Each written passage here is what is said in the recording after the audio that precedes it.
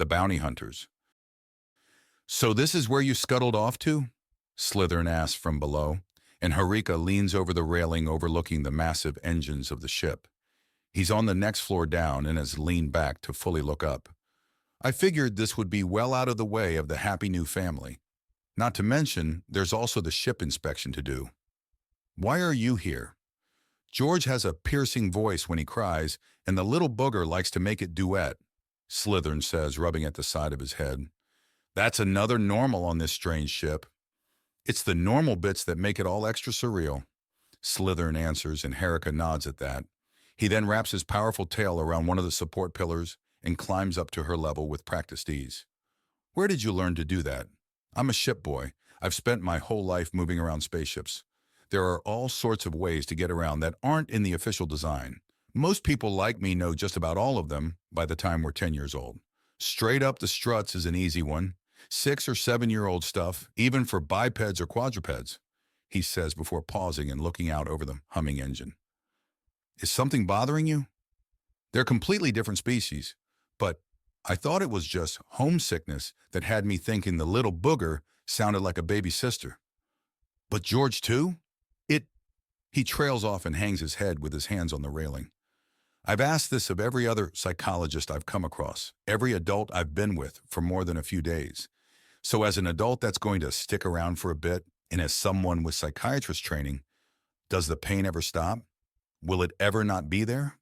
Is it always going to be waiting to remind me of everything that's gone and never coming back? Do you want to forget?" "What?" "Do you want to forget them? There are ways to get rid of the pain, but it leaves an emptiness behind. Look at Jade. She's lost her original family, her original name, her people, her everything. She's not suffering now, but I'll bet she seemed almost hollow at first, lost and confused." "Yes, she was. That's what it's like. Now Jade was almost completely emptied, but the important thing to remember was that she was emptied. That's what it looks like. Talk to her. Find out what it feels like." "I have. It's not good. But what's worse, knowing something terrible is there, or wondering if something terrible is there. Some people swear by the fear of the unknown, by the idea that anything you don't know is far more frightening than what you don't. There's also the pain that comes again. If I erase it and then go looking for answers, it'd be like losing my family all over again, except this time I did something to myself." "Yes," Harika says, and he sighs. "You've had this conversation before. Every few days at first, now it's every few weeks. I was hoping I could stretch it to a few months, but, well, sometimes memories just come back." "Yeah," Slytherin agrees. He lowers his head to the railing. "Losing them once broke me, losing them twice, and because I couldn't handle it? How much worse would that be?" "Sounds to me like your mind was made up when you came in here," Harika notes. "It was. I just need to think out loud and have someone voice the obvious answers. Hear it all in a voice that isn't mine." "Happy to help," Harika says before considering. "And the answer is no. The pain of loss never goes away. But you get better at carrying it." "Yeah, they've told me that too," Slytherin says. "Of course, they also mentioned that it's going to suck before I'm used to it, and it can take years." "I'm sorry to say that I can't disagree. It is going to suck. It currently sucks, and it's sucked in the past too. Loss always sucks, leaving a great big sucking hole inside you." "So?" Harika says, remembering having a conversation with a child going into foster care several weeks ago. Poor little thing. Thankfully, the she had found a blood relative to place the girl with. A distant one, but better an aunt thrice removed to share some family history with than a total stranger. Last she heard, the little lady had latched onto her aunt fairly hard. "Wouldn't put it that way, but it's right," Slytherin says. "It feels wrong. This is a happy moment. New life has come to the ship. The family is growing, but feelings aren't always fair." "No, they're not," Slytherin agrees, "but they're not without reason," Gregory says, revealing that he's actually arrived and was listening into the conversation. Slytherin turns to face him. "I came to check on you, buddy." "Oh, I don't want to be You're part of the family. We're going to worry because that's what a family does, Gregory says as he walks up beside Slytherin. He puts a hand on his shoulder. It's all right to miss them. There's no shame in what you're feeling. Slytherin looks up, then looks away as tears start building in his eyes. Both of them. The tear ducts were still intact in the ravaged left half of his face. The Hardytails were growing fast, you know. I'd probably be watching over the hatching of a full-blooded sister and a bunch of half-siblings by now. Maybe even a brother. And it's not just what was taken away. It was everything that would have grown from it, been born of it, built from it. It's not fair. It was good. It was good and it didn't hurt anyone. It was wrong to lose it all. It was wrong. Yeah, it was. Gregory agrees as he holds Slytherin in a half-hug. Everyone's happy and I don't want to drag it down. I don't have any right to... Slytherin begins and Gregory gives him a slight shake. You feel what you feel. Getting away from the crowd to sort your head is the right thing to do. I'm sorry I took you away from your son. I'm with one of my sons right now. Right now you need me more than George. So here I am. I'm sorry. You're my son. This is what I signed up for. Gregory says, you're allowed to miss your old family. I'd be a lot more worried if you didn't. Sure. Do you know what love is? What? What love is? Actual love, not just really liking something. Gregory asks, you told me this before. Love is when it's worth it. Is it still worth it? The hurt you feel now, is it worth it to remember your mom and dad before us? Is remembering your little sisters and few brothers worth it? The ship and fleet you called home? Are you better for having it despite the pain? Or is the pain too high a price? Gregory asks, and Slytherin leans against him. It's worth it. It's still very much worth it, Slytherin says as he just looks out to the glowing power humming in the engine.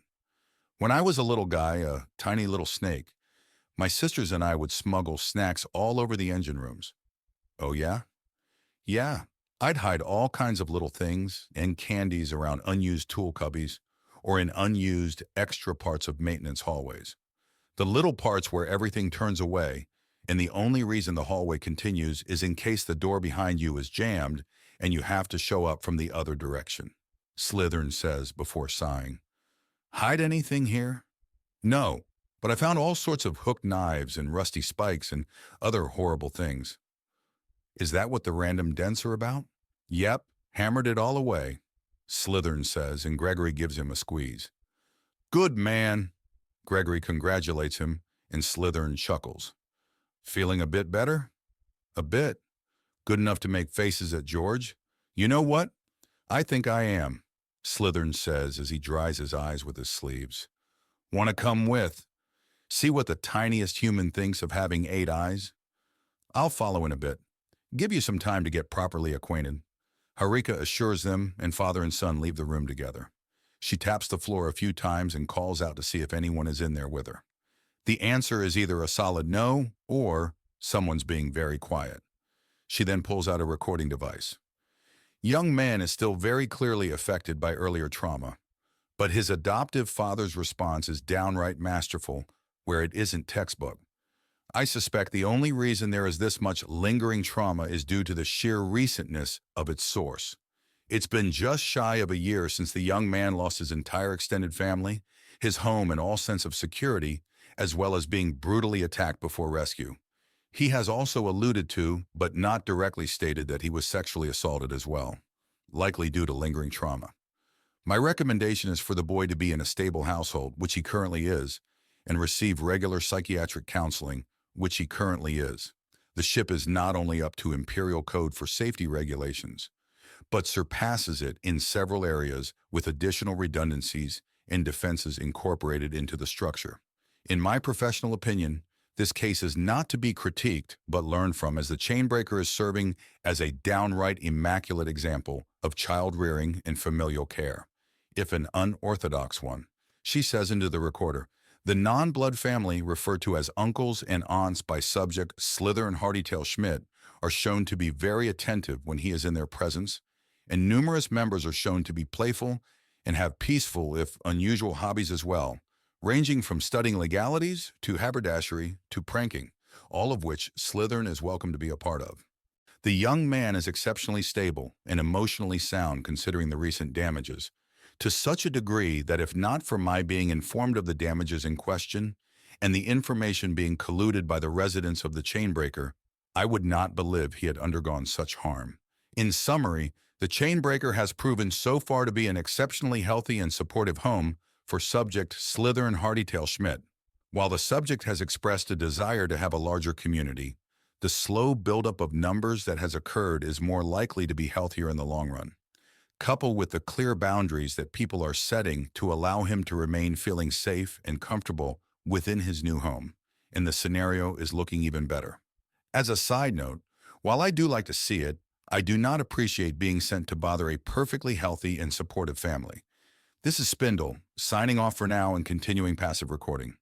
That done, she scuttles out the doorway and sends a request on her communicator to Latha asking where they are. Fully candid about the fact that she had just made a major report after spending a little time with Slytherin. She has a basic blueprint of the ship sent back to her with a highlighted area. It's easy enough to understand, and she's shortly walking up to the sounds of a happy bunch of people hanging out in Jawbone. A pair of automatic strollers are right beside each other as little George is making curious sounds at every noise coming out Dawn, who seems to be trying to talk to him despite neither of them having an actual language. The much more babble-prone older baby is intensely curious, and the newly hatched one is simply reacting to the sounds. Everyone gives her a glance as she enters, then their attention goes right back to the baby. Not exactly ignoring her, but they clearly have higher priorities. It's pretty neat how the littlest one is so strong right out the gate. A fully human baby would have struggled to break out of an egg a lot more than he did, a voice says next to her, and she turns. She hadn't even noticed the human leaning against the wall. He simply had no presence. Sorry if I startled you. I'm Joshua Joseph Johnson III, or J3 for short and for fieldwork. Do I still need an introduction? Harika asks. No, Miss Spindle, you do not, J3 says, and she nods. So what do you think of our little patch of paradise? You've done an excellent job with it. I can't believe this ship was ever anything but a family home. We should show you the stacks then. Stasis-bound criminals all waiting for their turn in front of a judge. I haven't seen that, she admits. Well, after you're done gushing at the little ones, I'll show you then. It puts things in some perspective. And what perspective is that? That as warm and as cozy as this ship is, it's still a warship. Are you sure that's the impression you want to make? Considering that Scaly lost his last home due to a lack of firepower? Yes, because it'll prove that the place is as secure as it is safe. You humans have priorities all over the place, Harika notes. We're people. People are different from one another. J3 replies.